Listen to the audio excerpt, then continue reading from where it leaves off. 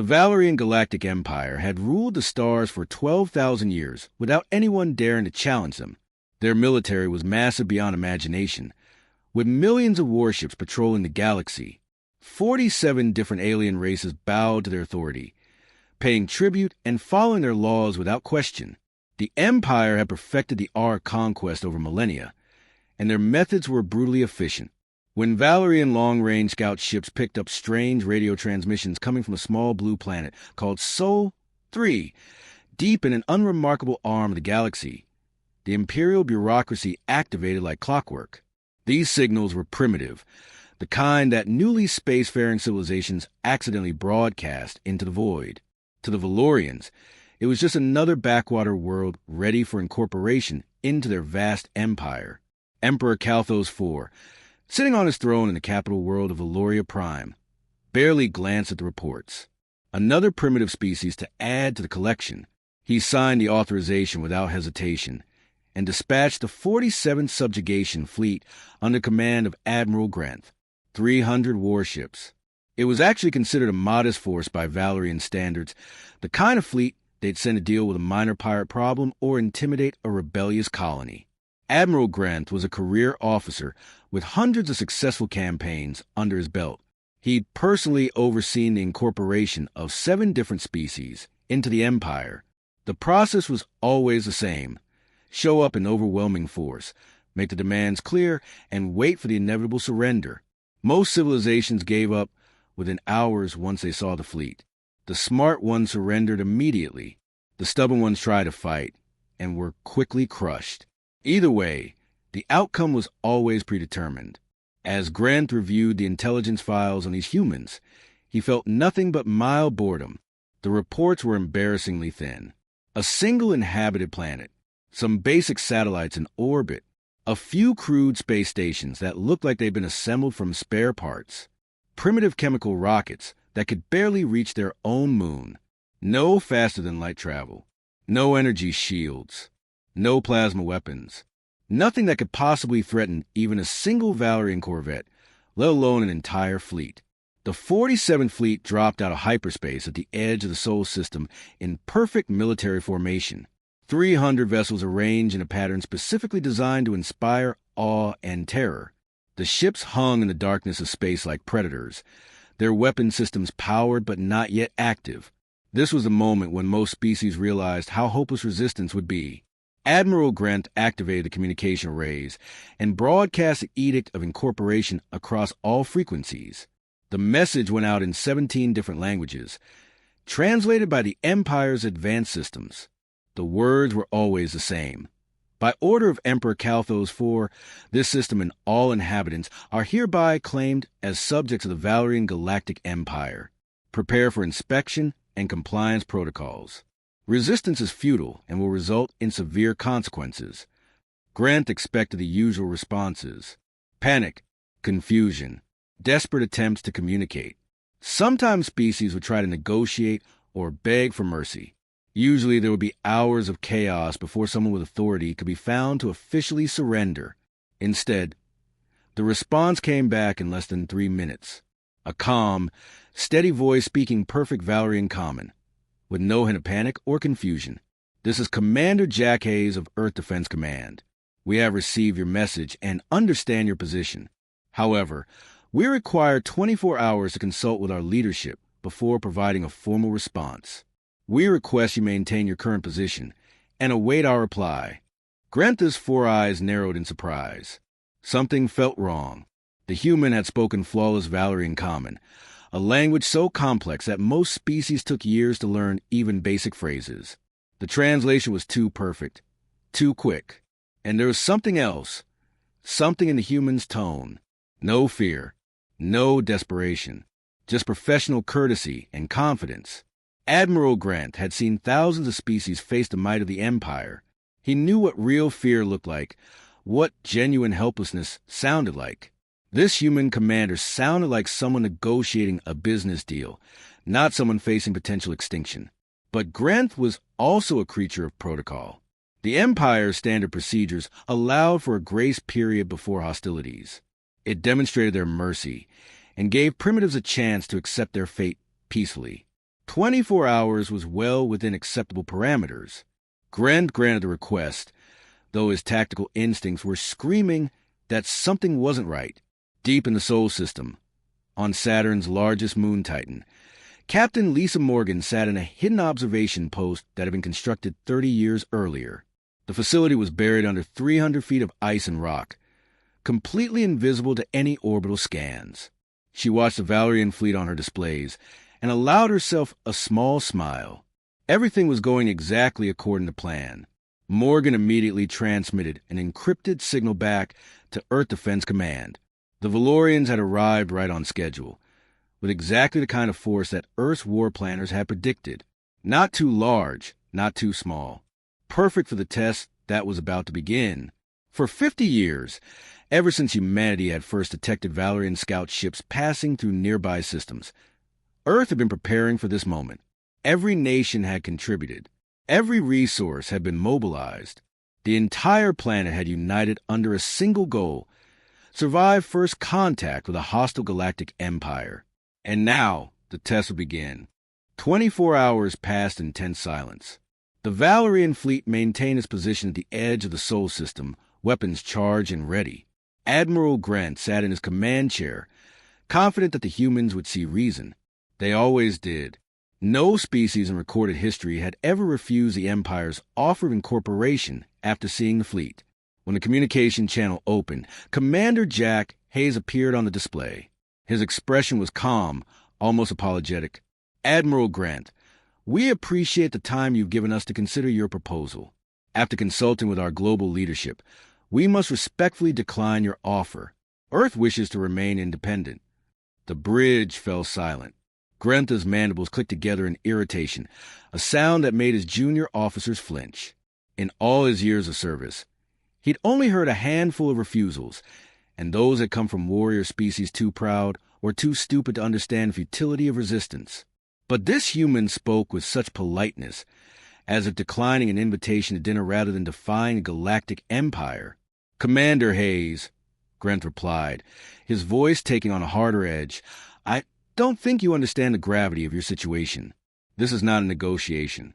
This is an inevitability. Perhaps you require a demonstration of what resistance will cost you." Hayes' expression didn't change. "We understand perfectly, Admiral. Our answer remains no." Grant terminated the communication with a sharp gesture. He'd given them their chance. Now, they would learn the price of defiance. He turned to his weapons officer. "Target Research Station Omega. Single plasma land strike.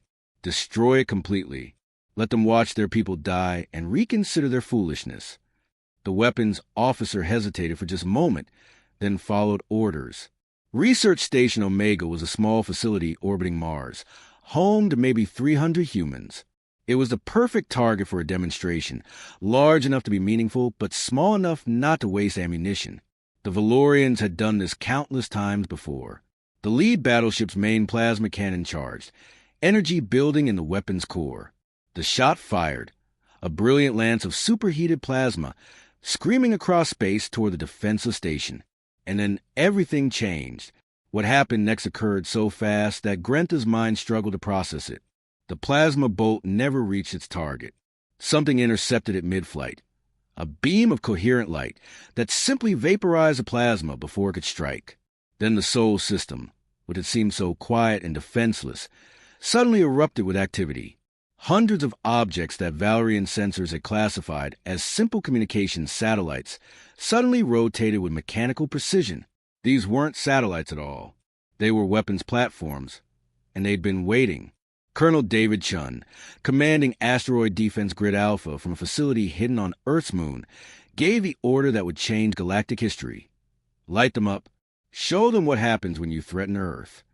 The platforms opened fire simultaneously. Laser batteries, each one powerful enough to cut through Valerian armor, lanced out across the system.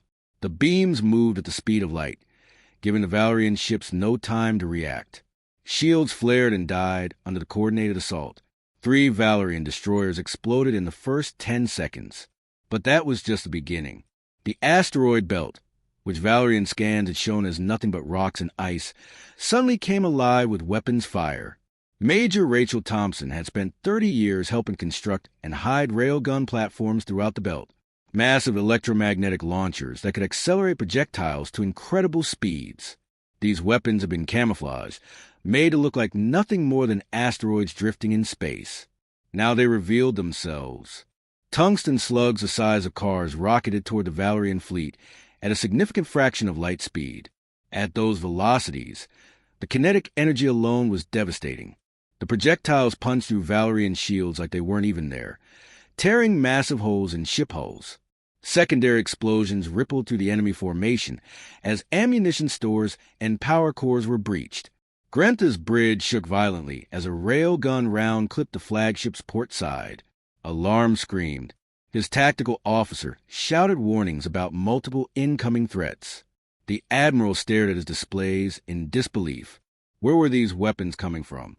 The intelligence reports had said nothing about this kind of defensive capability. Then the human fleet arrived, and Grant realized the true depth of their deception. Ships emerged from hiding spots throughout the system. They'd been concealed behind moons, hidden in orbital shipyards that looked abandoned, camouflaged among the asteroids. Sleek, angular vessels that looked nothing like the primitive rockets humanity had been using for civilian space travel. These were warships, pure and simple, designed with one purpose: to kill. Captain Mike Rodriguez commanded the first battle group. 12 heavy cruisers that accelerated at speeds that should have turned their crews into paste. But somehow the humans had solved the gravity problem, allowing their ships to pull maneuvers that would kill any Valerian pilot. Rodriguez's voice came across the command frequency. Calm, professional. All units, engage at will. Target their command ships first. Captain Emily Watson led the second wave. 18 destroyers that swarmed the Valerian formation like angry hornets. Her tactical doctrine was aggressive to the point of recklessness by Valerian standards. Her ships dove straight into enemy fire, trusting their point defense systems to handle incoming attacks while they delivered devastating broadsides at close range. What terrified Grant most wasn't firepower or even the technology. It was how the humans fought. They adapted. In real time, their tactics shifted to counter whatever the Valorians tried. When Grant ordered his ships to form a defensive sphere, the human vessels split into smaller groups and hit them from multiple angles. When he tried to concentrate fire on individual human ships, they scattered and reformed faster than his weapons could track. These weren't primitive aliens learning warfare for the first time. These were experienced combat veterans who had clearly studied Valerian tactics in detail and trained extensively to counter them. The battle raged for hours. Every minute brought more losses for the 47 Fleet. Ships exploded. Crews died. And the humans kept coming, their attacks never slowing, never losing coordination. Grant finally accepted the impossible truth. He was going to lose. All ships, full retreat, he ordered, his voice hoarse. Emergency jump to hyperspace. Scatter pattern delta. The Valerian fleet, or what remained of it, fled the Sol system in disarray. 73 ships had been completely destroyed. Another 42 were so badly damaged they'd need months of repairs. The proud 47 subjugation fleet had been shattered by a species they dismissed as primitives. Grenta's report to Imperial Command was brief and grim. The humans possessed military capability far beyond initial assessments. Conventional subjugation fleet inadequate. Request immediate reinforcement with grand fleet elements. Back on Earth, in the war room buried deep beneath the Rocky Mountains, General Robert Nash stood beside Admiral Jennifer Cole, watching the tactical displays. The last Valerian ship had just jumped away. Nash's expression was grave. They'll be back. Next time with overwhelming force. Admiral Cole nodded slowly, her eyes never leaving the screens. Good. We've been preparing for overwhelming force. Let them come. We'll show them what humanity does to invaders. The news of the 47 Fleet's defeat spread to the Valerian Empire like wildfire. In 12,000 years of galactic dominance, no single fleet had ever been so thoroughly crushed by what was supposed to be a primitive species. The Emperor's court buzzed with speculation and disbelief. Some claimed the reports were exaggerated. Others whispered that Admiral Grant had simply been incompetent. But Emperor Kalthos foreknew the truth. He'd reviewed the battle recordings himself, watched human ships tear through his forces with terrifying efficiency. This wasn't just a military setback. This was a direct challenge to Imperial authority.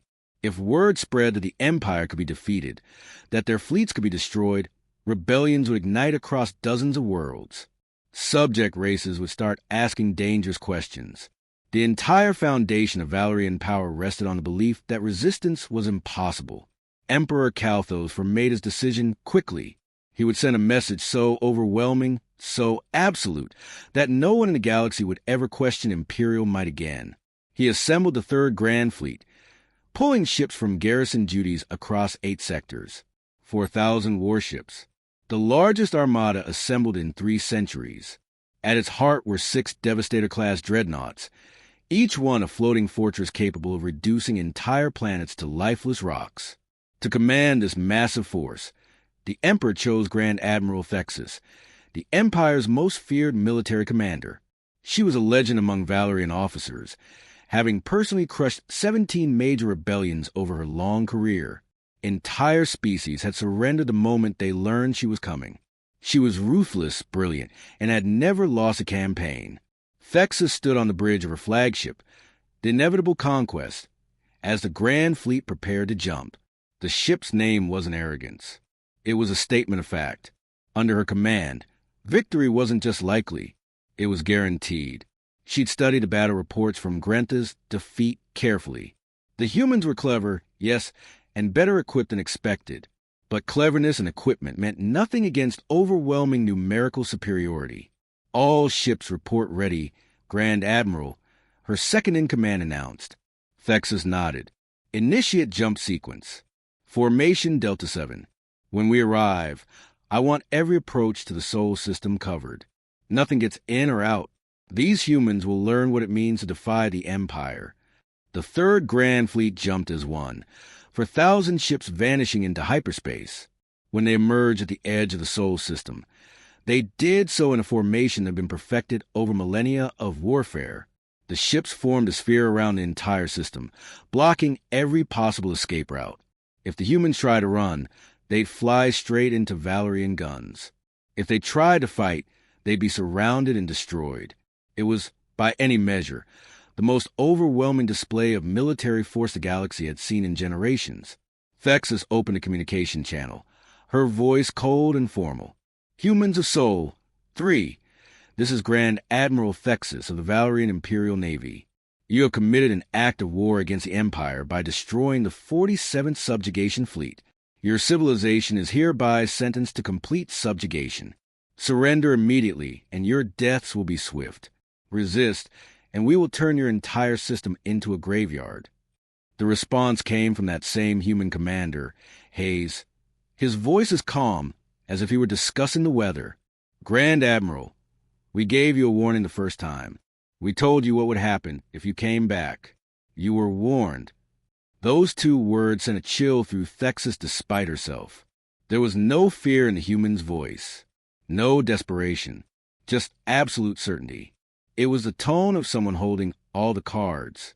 Then the outer system defenses opened fire, and Thexus understood why the human had sounded so confident. The gas giants. Thexus had dismissed them as irrelevant. Just massive balls of gas too far from Earth to matter. She'd been catastrophically wrong. The humans had built fortifications throughout the outer system, using the moons of Jupiter and Saturn as construction platforms. Now those fortifications revealed themselves. Lieutenant Colonel James Parker, commanding Jupiter Station from inside the moon Ganymede, gave the order to fire. Massive orbital cannons, each one the size of an office building, emerged from camouflage bunkers. These weren't the rail guns from the asteroid belt. These were electromagnetic mass drivers on a scale that made Valerian weapons look primitive. They launched projectiles the size of trucks at velocities that bent physics. Commander Kelly Brooks coordinated the defense from Europa, Jupiter's ice-covered moon. Her weapon systems were even more terrifying. Nuclear-pumped X-ray lasers, dozens of them, fired in perfectly coordinated patterns. Each laser was powered by a controlled nuclear explosion, channeling that destructive energy into beams that could cut through anything. The outer edge of the Valerian formation simply disintegrated. Dreadnoughts that had survived decades of warfare were torn apart in seconds. Thexus watched in horror as 2 of her 6 devastators exploded, their shields utterly useless against weapons of this magnitude. But the worst was yet to come. The human fleet emerged, and it was massive. Captain Tom Bennett commanded the first fleet from the supercarrier Defiance, a ship so large it had its own gravity. The carrier launched wave after wave of fighter craft, small and agile vessels that swarmed Valerian ships like piranhas. Bennett's voice was steady across the command channel. All wings, execute pattern Omega. Target their command vessels. Let's cut the head off the snake. Captain Maria Garcia led the second fleet from the battlecruiser Resolute. Her ships were heavily armored brawlers designed for close-range combat. Garcia's tactical style was aggressive and personal. She brought her fleet in close, trading shots at ranges where both sides could see each other's hull breaches. Her crews fought with savage intensity that shocked the Valorians. Captain Brian Foster's third fleet appeared from behind Mars, where they'd been hiding in the planet's shadow. Foster specialized in ambush tactics and hit-and-run strikes. His destroyers were fast, deadly, and everywhere at once. They'd strike hard, vanish before the Valorians could respond, then reappear somewhere else entirely. The battle that followed wasn't a fight. It was a massacre. The humans fought with coordination that seemed impossible for a species that had never fought in space before. Their ships moved in perfect sync, covering each other, exploiting every weakness in Valerian formations. When Thexus tried traditional tactics, the humans countered them instantly. When she tried something unconventional, they adapted before she could capitalize. 3 days. The battle raged for 3 brutal days. Thexus threw everything she had at the humans, used every trick she'd learned over her long career. Nothing worked. The humans were always one step ahead, always prepared, always lethal. By the end of the 3rd day, Thexus had lost over 1,000 ships. 4 of her 6 devastators were destroyed. Her fleet was scattered, disorganized, bleeding from 1,000 wounds. She'd never experienced anything like this, never even imagined it was possible. She sent her report back to the Emperor, her voice hollow. These humans have been preparing for this. They knew we were coming. They've studied our tactics, our technology, our doctrine. Every move we make, they've already planned accounted for. This isn't a primitive species learning warfare. This is an experienced military power that's been watching us for decades. On Earth, deep in the command bunker, General Robert Nash stood reviewing the battle data with Colonel Stephen Price. The holographic displays showed the Valerian fleet in full retreat, running for the edge of the system and the safety of hyperspace. Price looked exhausted but satisfied. We bloodied their nose good, sir. They won't underestimate us again. Nash nodded slowly, his expression thoughtful. We've shown them enough. Now comes the real test. We've proven we can defend ourselves. The question is whether they're smart enough to back down or stupid enough to keep coming until we have to destroy them completely. The Imperial War Council chamber on Valoria Prime had witnessed countless victories over the millennia. Today, for the first time in living memory, the assembled admirals and generals sat in stunned silence as they watched the battle recordings from the Sol system. The holographic displays showed Valerian dreadnoughts being torn apart like paper. They watched their most elite fleets, forces that had conquered entire star systems, running for their lives from human warships. Emperor Calthos sat on his throne, his 4 eyes fixed on the displays, his expression unreadable. Around him, the council members shifted uncomfortably. No one wanted to speak first. No one wanted to be the one to voice what they were all thinking. The Empire had suffered its first true defeat in 12,000 years. Finally, the Emperor spoke, his voice cutting through the silence like a blade. I want answers. How did this happen? How did a species we classified as primitive destroy 2 of our fleets? Someone explain this to me now. A small figure stepped forward from the back of the chamber. Researcher Velnix was a xenoanthropologist, not a military officer. He'd spent his entire career studying alien cultures, learning how different species thought and behaved. He'd reviewed every piece of intelligence humanity had ever broadcast into space, and what he discovered had kept him awake for days. Your Majesty, Velnix began, his voice trembling slightly, the humans have been watching us. Not for years. For decades.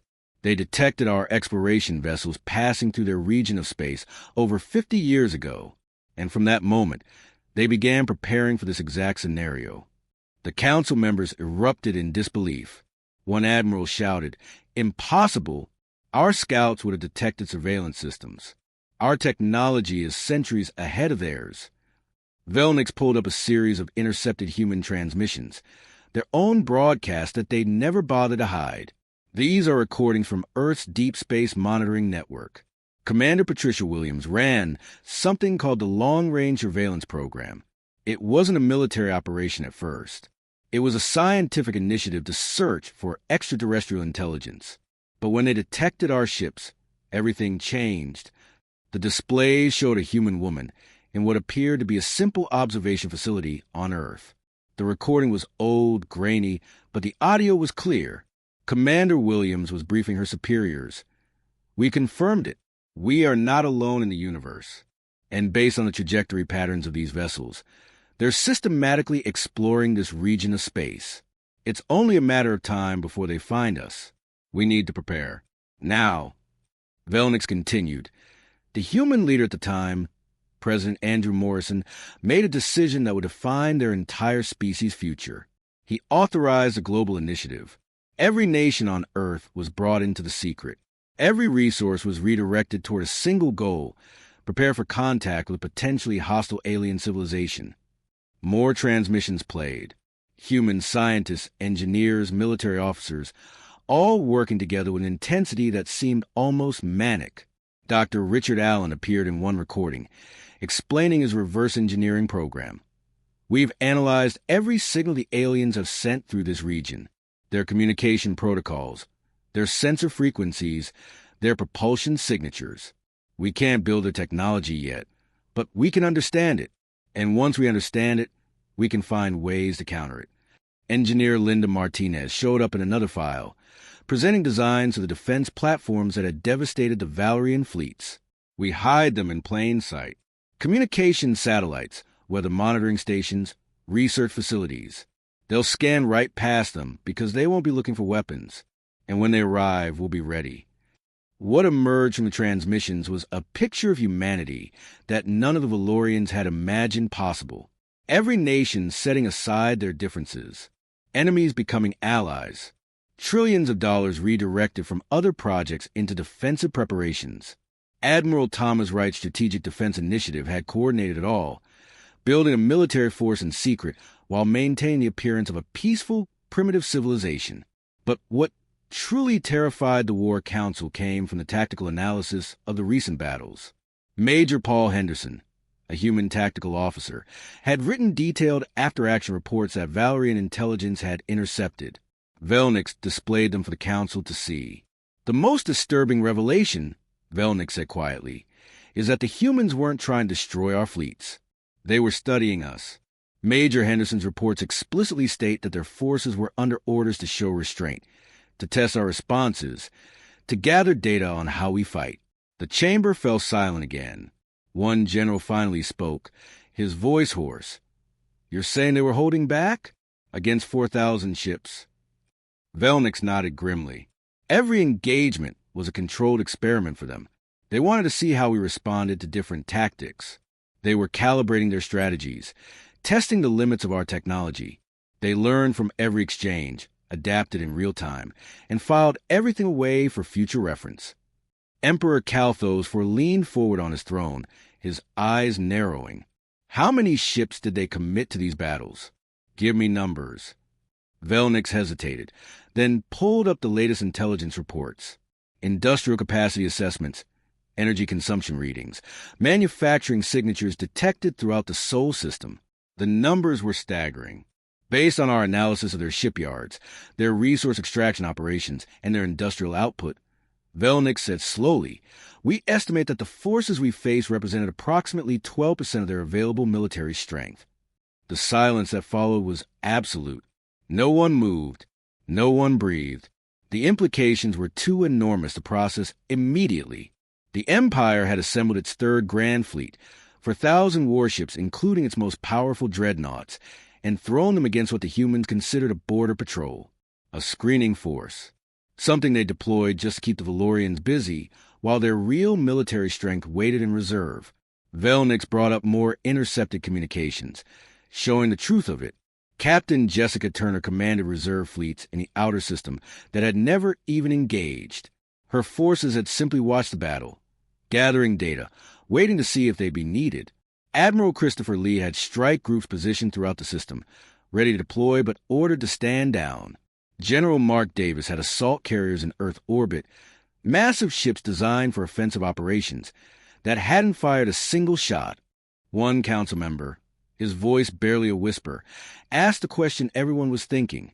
If that was 12%, what does 100% look like? Velnix pulled up the final piece of intelligence, and it broke what remained of the council's composure. Long-range scans of the Sol system showed massive orbital construction facilities around Earth, Mars, and the outer planets. Shipyards working at full capacity. Resource extraction operations on asteroids, moons, and even gas giant atmospheres. A manufacturing base that rivaled the Empire's core industrial worlds. They'd been building their military for 50 years, Velnix explained. While we thought they were a primitive species playing with rockets, they were constructing a war machine specifically designed to fight us.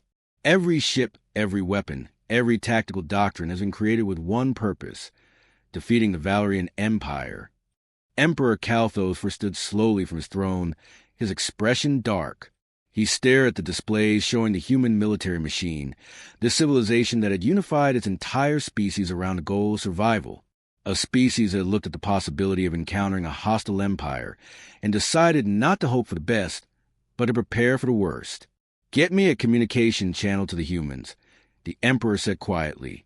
"It's time we had a real conversation about the future of this conflict." Because for the first time in 12,000 years, the Valerian Empire faced an enemy that might actually be able to destroy them completely. And the terrifying part was that humanity had planned for exactly this moment all along. Emperor Kalthos stood alone in his private chamber, staring at the holographic display that showed the Sol system in perfect detail. For the first time in his long reign, he felt something he'd never experienced before: genuine uncertainty about the Empire's future. The display showed everything Valerian intelligence had managed to piece together about humanity's true military capabilities, and the picture it painted was terrifying. Commander William Scott's automated defense networks stretched throughout the entire Sol system like an invisible web. Thousands of platforms, all linked together, all capable of independent action if their human controllers were eliminated. The Valorians had fought against centralized command structures for millennia. They knew how to cut off a head and watch the body die. But humanity had built something different, something that could fight on even if Earth itself was destroyed. Admiral Susan Parker commanded fleet elements that the Valorians had never even seen in combat. Her forces were staged at strategic points throughout the system, fresh and ready, while the Empire's fleets limped home damaged and demoralized. The tactical assessment suggested Parker's vessels were equipped with even more advanced technology than what they'd already encountered. General Frank Miller's manufacturing complexes were perhaps the most frightening revelation. The facilities orbiting Earth, Mars, and the outer planets weren't just building ships. They were researching, innovating, improving. The Valerian Empire's technology had been essentially static for thousands of years because when you're the dominant power, there's no pressure to innovate. Humanity had spent 50 years in a technological arms race against an opponent they'd never met, pushing their capabilities to the absolute limit. But what finally broke the Emperor's resolve were the long-range scans showing new vessels under construction. These weren't defensive ships. These were purpose-built warships designed for interstellar travel, for projecting power across light years. Commander Daniel Harris was assembling expeditionary fleets, forces meant to carry the fight beyond the Sol system. Captain Nicole Anderson's deep space carriers were being fitted with weapons that made Valerian dreadnoughts look outdated. The message was clear. Humanity wasn't content to simply defend their home. They were preparing to take the war to the Empire, if necessary, and they had the industrial capacity to do it. Emperor Kalthos made a decision that would have been unthinkable just weeks earlier. For the first time in 12,000 years of imperial history, the Valerian Empire would sue for peace. Not a temporary ceasefire while they regrouped, not a strategic withdrawal, an actual, formal peace treaty with terms negotiated between equals. The communication request went out across all channels, transmitted directly to Earth Defense Command. The Emperor's message was simple and unprecedented. We wish to discuss terms for ending hostilities. The human response came not from a military commander, but from a diplomat.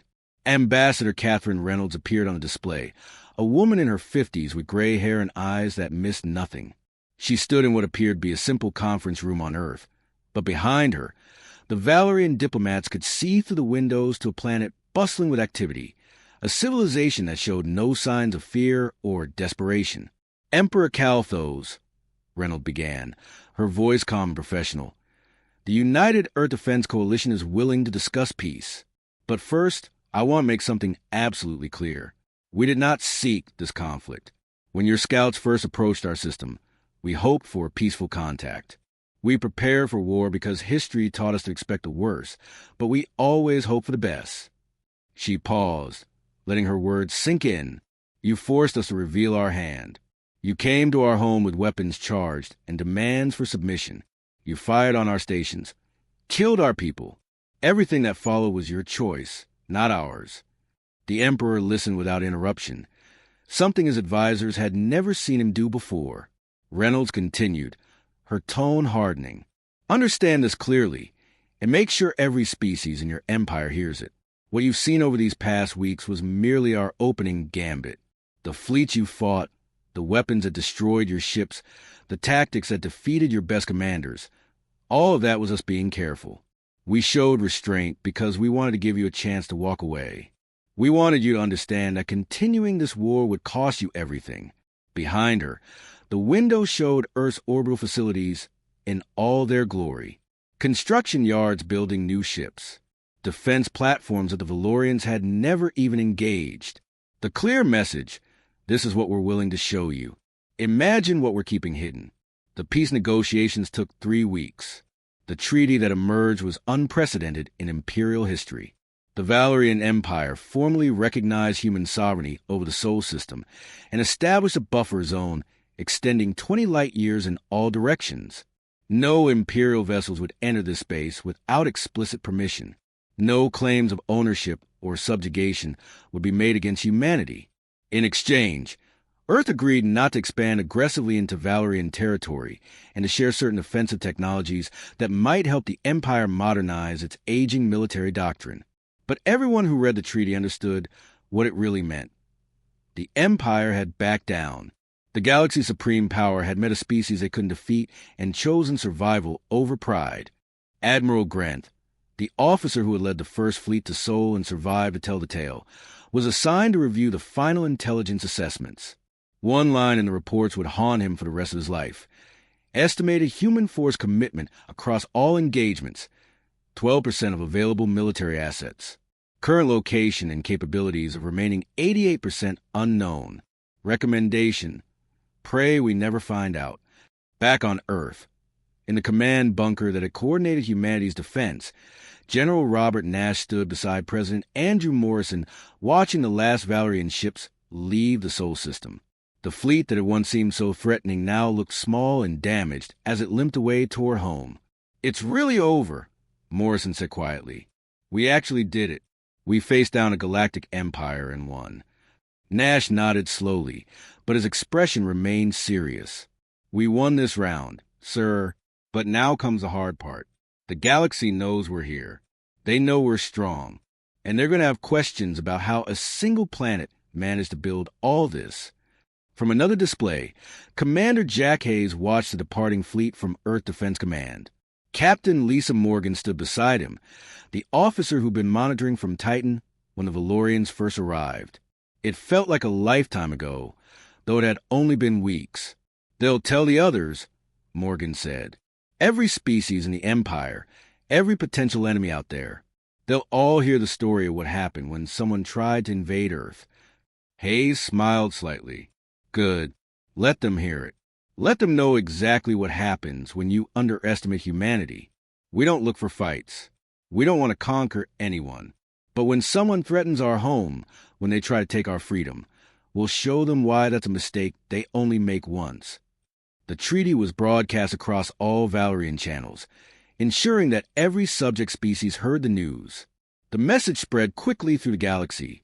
There was a new power in the cosmos, a species called humanity that had defeated the Empire not through luck or accident, but through careful preparation, superior tactics, and an absolute refusal to surrender their independence. And deep in classified military facilities throughout the Sol system, the construction continued. Humanity had revealed 12% of their capabilities and secured peace. But they hadn't stopped building, hadn't stopped improving, hadn't stopped preparing, because they learned the most important lesson the galaxy had to teach.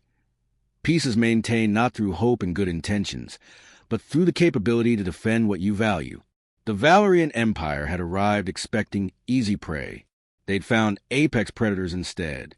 And as word spread to the galaxy, other potential aggressors quietly removed Sol, 3 from their list of targets.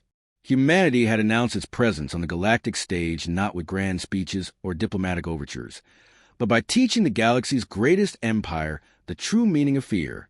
And that message would echo across the stars for generations to come. The end.